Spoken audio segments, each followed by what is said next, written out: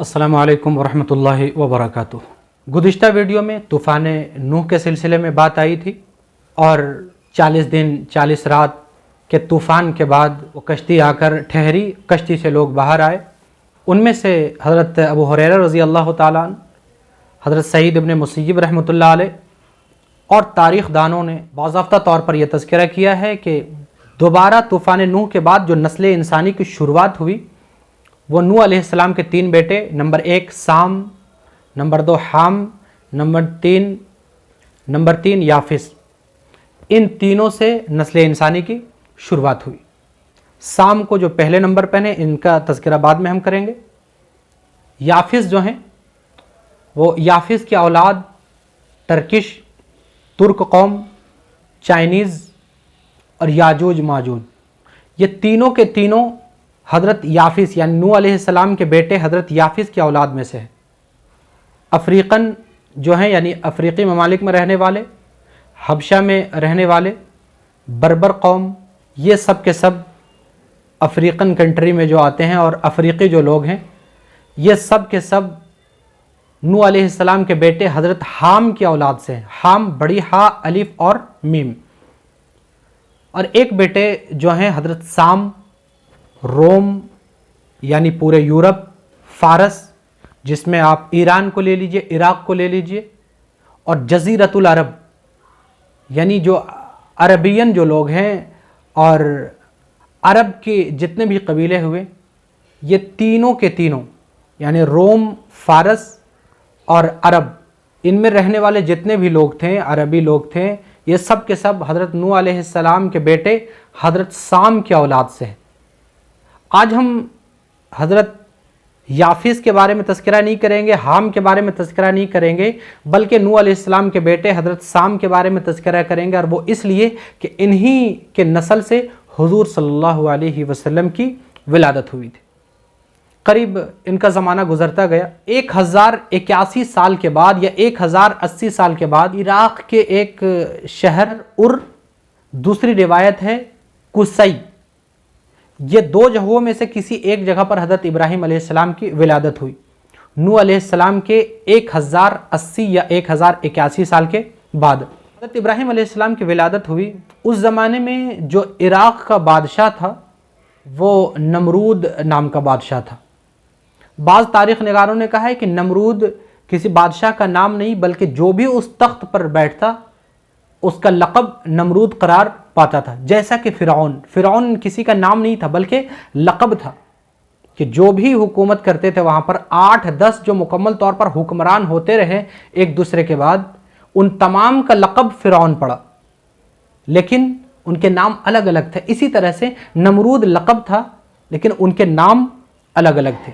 खैर, ये बड़ा जालिम बादशाह था, इसकी हुकूमत पूरी दुनिया पर थी। उस वक्त जहाँ तक दुनिया थी यानी जहाँ तक लोग फैले हुए थे उन पूरे पर इस नमरूद की हुकूमत थी। यहाँ ठहर कर एक बात बताते चलें, पूरी दुनिया पर जो हुक्मरानी की है लोगों ने आज तक, वो 4 लोग हैं, 2 मुसलमान, 2 ईमान वाले और 2 काफिर।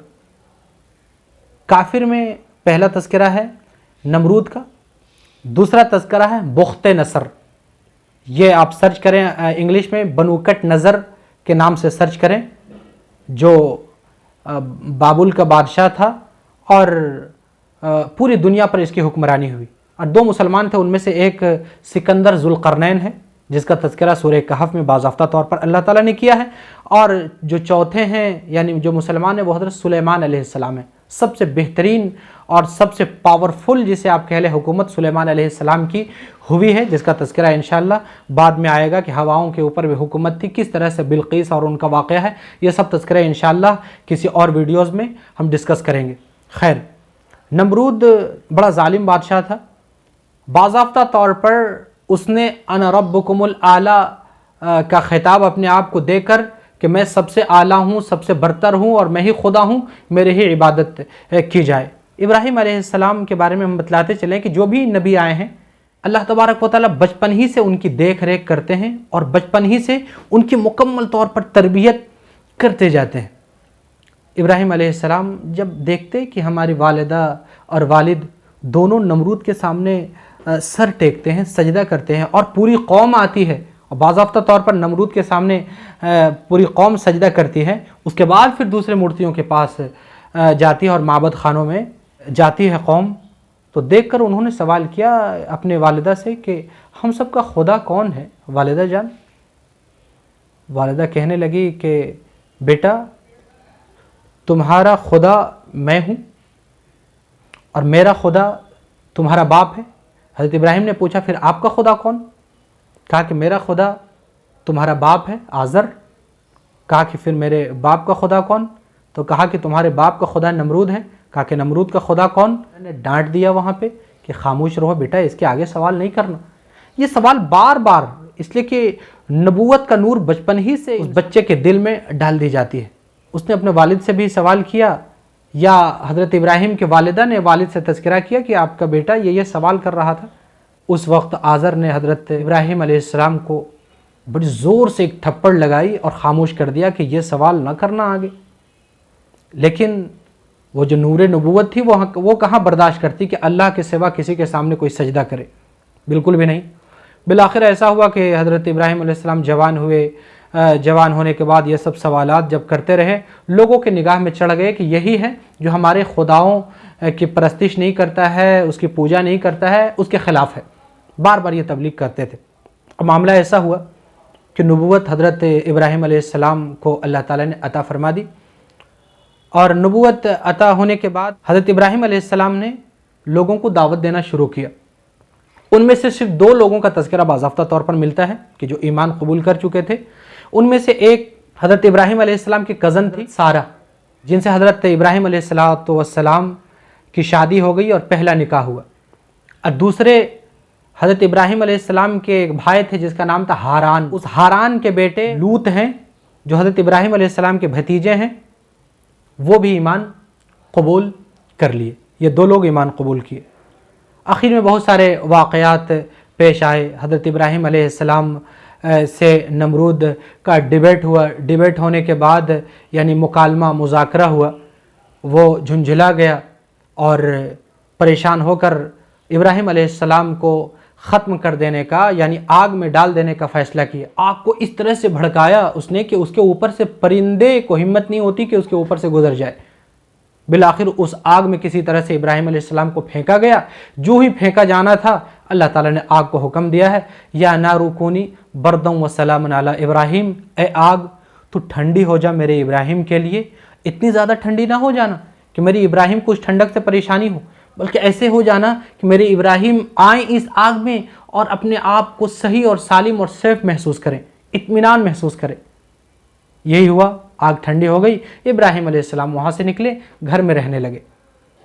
अभी भी किसी ने ईमान कबूल नहीं किया था। इसी के बाद शायद हज़रत सारा ने और हज़रत लूत अलैहिस्सलाम ने ईमान कबूल किया था। बिलाखिर अपने वालिद गिरामी को बार बार दावत देते रहे। उनके वालिद गिरामी वो पत्थर तराश करके बुत बनाते थे और बुत बनाकर जाकर मार्केट में बेचा करते थे। मामला ये हुआ कि अपने वालिद गिरामी को बार बार जब दावत दी इन्होंने, वालिद गिरामी ने कहा कि अल्फाज हैं, एक लफ्ज़ है कुरान मजीद का कि लअरजुमन्नक वहजुरनी मलिया, कि हमारी नज़र से दूर हो जाओ वरना तुम्हें रज्म कर देंगे, यानी पत्थर से मार मार कर तुम्हें संसार कर देंगे, वरना यहाँ से मेरे नज़र से दफ़ा हो जाओ, दूर हो जाओ। अब वहाँ से हज़रत इब्राहिम अलैहिस्सलाम जो कुछ रेवड़ थे यानी जो बकरियाँ थी, भेड़ थे, वो हज़रत इब्राहिम अलैहिस्सलाम ने लिया, हज़रत सारा को हज़रत लूत को साथ लिया, वहाँ से चल दिए। वहाँ से चलने के बाद 2-4 जगह पर रुकते हुए सीरिया मुल्क शाम से गुज़रते हुए हर्रान टर्की में एक जगह है, वहाँ जाकर ठहरे। वहाँ से फिर वो आते हुए फ़लस्तीन से गुज़रते हुए मिस्र गए। मिस्र का बादशाह वो हज़रत इब्राहिम अलैहिस्सलाम के इलाक़े का कोई शख्स था जो जाकर बादशाहत कर रहा था। उसकी आदत ये थी कि वो जिस शख्स को देखता था, और लड़कियों को ख़ासकर, तो उन लड़कियों को रख लेता, खूबसूरत होती तो अपने पास रख लेता, और वो उसके साथ कोई रहता उसको वहाँ से भेज दिया करता।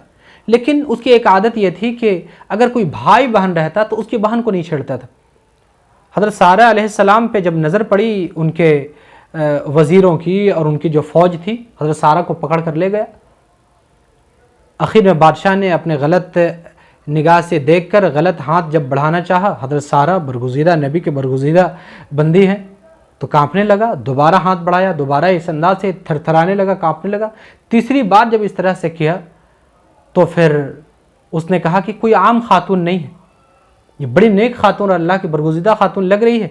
चलो ए खातून, तुझे मैं अपनी बेटी हदिया करता हूँ। और अपनी बेटी जो हाजरा थी, उस बादशाह की बेटी, उस हाजरा को हज़रत सारा अलैहिस्सलाम के साथ कर दिया कि लो, अपने तरह इसको भी बुज़ुर्ग बनाओ और अपने साथ मेरी बेटी को रख लो ताकि इसकी ज़िंदगी संवर जाए। वहाँ से चले। अभी तक हज़रत सारा को कोई औलाद नहीं थी। हज़रत सारा ने हज़रत इब्राहीम अलैहिस्सलाम से कहा कि इब्राहीम, ये हाजरा है, इनसे आप निकाह कर लीजिए, हो सकता है इनसे कोई औलाद हो जाए। ये जब फिर वहाँ से मिस्र से लौटकर फ़लस्तीन गए हैं तो वहाँ पर हज़रत हाजरा से हज़रत इस्माइल अलैहिस्सलाम की विलादत हुई। अल्लाह तबारक व तआला का ऐलान हुआ कि इनको आप जाकर मक्के में ऐसी जगह पर बिवादिन गैर ज़ी ज़रईन, जहाँ पर ना कोई घास है, न हरियाली है, न पानी है, न जहाँ पे कोई चरिंद है, परिंद है, उस जगह पर छोड़ कर आइए। इसका तज़किरा इंशाअल्लाह इस्माइल अलैहिस्सलाम के ज़िक्र में हम करेंगे। हज़रत सारा और हज़रत इब्राहीम अलैहिस्सलाम फ़लस्तीन में रहने लगे और फ़लस्तीन के किसी इलाक़े में जो जॉर्डन और फ़लस्तीन के दरमियान में इलाक़ा है, वहाँ पर हज़रत लूत अलैहिस्सलाम को छोड़ दिया।